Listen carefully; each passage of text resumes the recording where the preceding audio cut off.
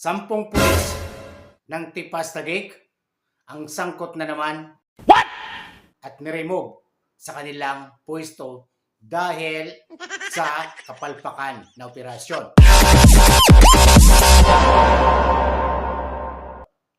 May dalang warrant of arrest or search warrant ang pinasok ang bahay ng mag-ina dahil hindi ito lehitimong operasyon ayon pa sa kanilang hipi. So mga kaibigan, mahirap po ang kalagayan ng ating mga kababayan pagdating sa mga kapulisan. Dahil bigla-bigla na lang sila pumapasok sa mga kabahayan na may hirap. Pero ano bang serbisyo nila? To serve and protect the Filipino people. Pero wala, hindi nangyayari yun mga kababayan. Dahil sila mismo ang sangkot sa mga operasyon ng mga illegal na gawain o mga illegal na aktibidad ng ibang kapulisan sa ating bansa. Mahirap pagkatiwalaan ng mga kapulisan dahil sila mismo sangkot sa mga operasyon na hindi lehitimo o kanilang ginagawa sa kapwa nilang Pilipino, sa maralitang Pilipino na mahirap, iyon lang ang kaya nilang gawin. Pag nakursunadahan ka, iyan, pagtatripang ka. So yan po, mahirap magtiwala sa mga kapulisan, sa mga ilang kapulisan sa atin dahil sa mga illegal na aktibidad na ginagawa nila sa ating mahihirap na kababayan. Ako, isa rin ako na pagtripan. 10 taon na nakakaraan. 2010, ito po ay nangyari sa Caloocan. Hinulidap po ako ng mga kapulisan. Kinuha yung aking cellphone, kinuha rin yung aking sapatos. So, mahirap mga kaibigan, wala kang laban. Pag ikaw yung mahirap, talagang papahirapan ka pa lalo ng mga kapulisan sa atin dahil sila yung batas, pero mali yung mga ginagawa nila sa ating mga kababayan na may hirap, kagaya ko rin. So panoorin natin mga kaibigan, ito nag-viral na mag-ina, isang pamilya, pinasok ang kanilang tindahan sa Tipas Taguig. So panoorin natin mga kaibigan para maging aware kayo o pakishare din ang video nito dahil ito ay nag-viral kahapon lamang. Bakit? Bakit? Ano pa kami? Bakit? Bakit? Ano yun? Ano yun? Kaya tingnan mo bakit? Ano yun? Bakit? Sabi mo kayo! Bakit? Ano mo yun? Sabi ko!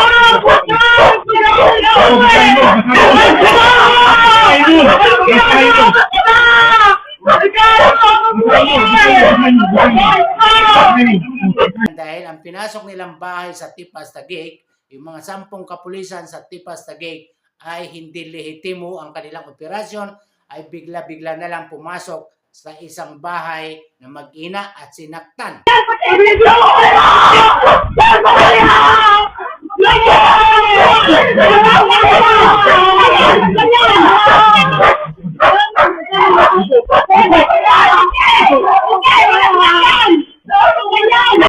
Yung isang minor de edad na lalaki at tinulak pa yung nanay niya doon sa upuan. So, makikita natin sa video mga kaibigan na may binabasa siyang warrant of arrest daw.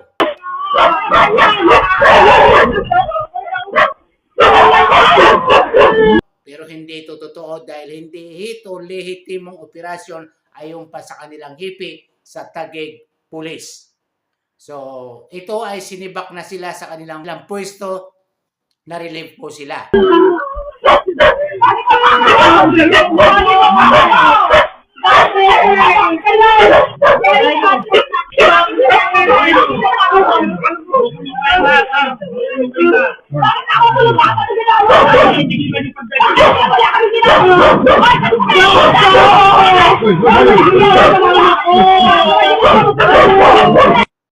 So huwag po natin tularan. Alam ko maraming matitino mga pulis sa atin, lalong-lalo na mga vlogger, content creator, mga influencer, yan matitino yan. Pero yung iba talaga ay hindi pwedeng pagkatiwalaan dahil sila mismo hindi nila ginagawa yung kulin nila bilang pulis to serve and protect the Filipino people na naghihirap. May pinipili po sila Pagdating sa mahihirap, walang batas. Maraming mga Pilipino na mahihirap na nakulong na walang kasalanan. Pero pag mayaman ka, may pera ka, may batas ka, lahat meron ka, may abogado ka. Pero sa ating mahihirap na mga ralitang Pilipino, wala po tayo niyan dahil on time, nasa kulungan ka. Pag napagtripan ka ng mga abusadong pulis sa atin, ay wala kang karapatan. Manahimik ka na lang. Kaya maraming nakukulong na mahihirap sa atin na walang kasalanan ay napagbintangan lang o napadiskitahan lang ng mga kapulisan. Yun po ang katotohanan sa atin. Mas nananaig yung batas kisa yung katotohanan. Marami nakulong na mahihirap na walang kasalanan. Sa akin, wala akong tiwala sa mga kapulisan. Maliban lang sa mga content creator, yung matitino na nakakatulong. O nagbibigay ng tulong o suporta o nagbibigay ng protekta sa mahihirap na mga Pilipino, kagaya ko. Dahil ako ay napagtripan din ng mga pulis 2010. Sa Caloocan po yan nangyari. Kinuha aking cellphone. So, bakit ba bumalik na naman ang gawain ng mga kapulisan? Mas sa akin, mas pabor kay Duterte na siya ang maging presidente magpakailanman hanggat siya ay nabubuhay. Dahil kayang ipatupad, may isang salita, matino ang mga pulis na wala yung mga droga.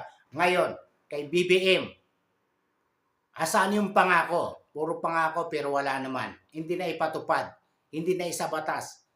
Yung 20 pesos na bigas, wala naman. Puro pangako, mas dumagdag pa ang mga kuratong o mga eskalawag na kapulisan ngayon. Maraming mga adik na nagsilabas dahil walang pakinabang. Wala siyang nagawa. Mas gusto ko ba si Duterte? Ito mahirap mga kababayan, magtiwala sa mga kapulisan sa atin dahil sila mismo ang lumalabag sa kanilang duties and responsibilities na ipatupad ito. Kahit wala kang kasalanan, pag ikaw ay napagtripan nila ay sablay ka, delikado ka. Dahil sila po ang batas. Sila po ang umahawak. Sila po ang nagdidiskita.